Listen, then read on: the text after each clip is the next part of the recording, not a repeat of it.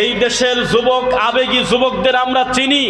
ওই পুষ্পা হুজুর যখন লালমনিরহাটের মাহফিলে আসে, এই গাইবান্ধাতে ঢোকে, যেই লোকটা একটা অসভ্য মানসিক রোগী, যার 98% শ্রোতা হলো টিকটক করা মেয়ে ছেলে পেলে আর পুরুষরা, যুবকরা। খালি মহিলার নাম নেয়, খালি উল্টা পাল্টা ফায়সা কথা, প্রেমের গল্প বলে।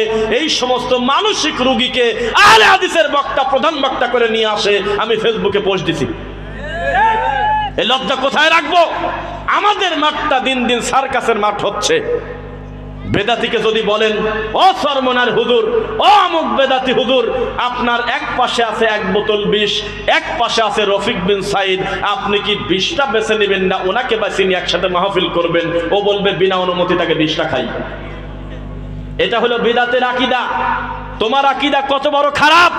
যেই লোকটা আহলে হাদিসদেরকে ফিতনা বলে, যেই লোকটা সিনেমার গান বলে মাহফিলে এসে, যেই লোকটা ধর্মকর্মের সাথে কোনো সম্পর্ক নাই, এই লোকটার বড় ছবি প্রিন্ট করে সিরাজগঞ্জে কয়েকদিন আগে আহলে হাদিসের মসজিদের প্রধান বক্তা এই পুষ্পা হুজুর, কেন্দ্রীয় মসজিদ, দেখছেন তো? এটাকে দিন নিয়ে ঠাট্টা করা না? দিন দিন কোথায় যাচ্ছেন? আবার আহলে হাদিসের মাহফিলে আমরা দেখেছি দ্বিতীয় বক্তা হলো বেদাতি। ওদের টাকা তুলতে পারে, কাটতে পারে, ধরে নিয়ে আসে অন্য জায়গা থেকে নিয়ে এসে কি পরিমাণ কান্নাকাটি করে জাল হাদিস বলে। এরকম বেদাতি হুজুররা আছে কিনা? চোখে পড়ে না? আহলে হাদিসদের চোখে পড়ে না? এদেশের তরুণ দায়ী নাই? আমার ভাই টাকা তুললো, একটা জাল হাদিসের আশ্রয় নিয়েছে। আর এই বেদাতি মাহফিলে এসে কি পরিমাণ মিথ্যা কথা বলে, মিথ্যা ফজিলত বলে কান্নাকাটি করে মানুষের সাথে দিন নিয়ে ঠাট্টা মস্কারা করে। তাদেরকে আপনারা নিয়ে আসেন, আপনাদের কাছে ধিক জানাই। আপনাদের দেশের প্রধান বক্তা হলো রকেট হুজুর, যেই লোকটা আহলে হাদিসদেরকে ফিতনাবাজ বলে, আমাদের মসজিদ থেকে নাকি হানাফিদের বের করে দেই, এই রকম মিথ্যা অপবাদ দেওয়া হুজুরকে আপনারা প্রধান বক্তা করে নিয়ে আসেন। এর থেকে দুঃখের কিছু আছে?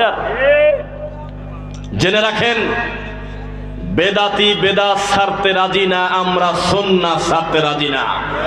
বেদাতি শিরক ছাড়তে রাজি না, আমরা তাওহীদের পতাকা ছাড়তে রাজি না ইনশাআল্লাহ। বেদাতি বেদাত করতে করতে মরে যাবে, আমরা তাওহীদের পক্ষে স্লোগান দিতে দিতে মরে যাব। যদি বাপ আমার কথা না শুনে আমার কিছুই আসা যায় না। খবরদার, সাবধান হন। কে ক্ষমতায় আসলো, কে গেল, এই দেশটা কে চালাচ্ছে, কে চালাবে জানি না। সারাটা জীবন মনে রাখবেন, আহলে হাদিসের কোনো বন্ধু নেই।